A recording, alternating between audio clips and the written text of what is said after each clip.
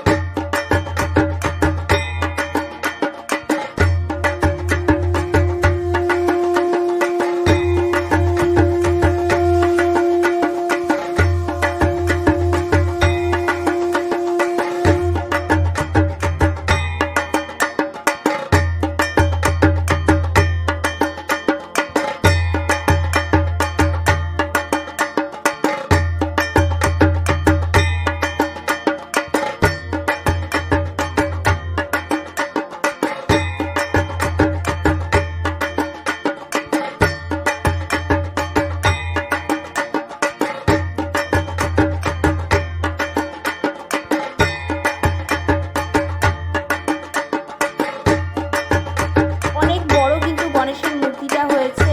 তোমরা ক্যামেরায় কতটা কি দেখতে পাচ্ছ বলে বোঝাতে পারবো না, অনেকটাই বড় মূর্তি। তো চলো দেখো, গণেশ ঠাকুরটা কিন্তু খুব সুন্দর হয়েছে।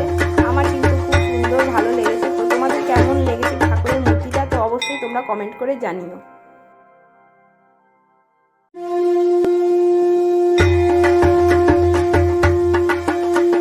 এই জায়গায় পুজো প্রস্তুতি দেখতে চলে এসেছি।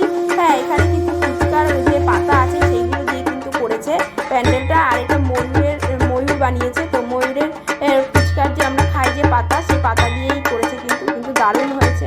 তোমরাও আসো কাকিনাড়াতে, এটাও দেখে যাও, দারুণ লাগবে। তো সঙ্গে থাকো।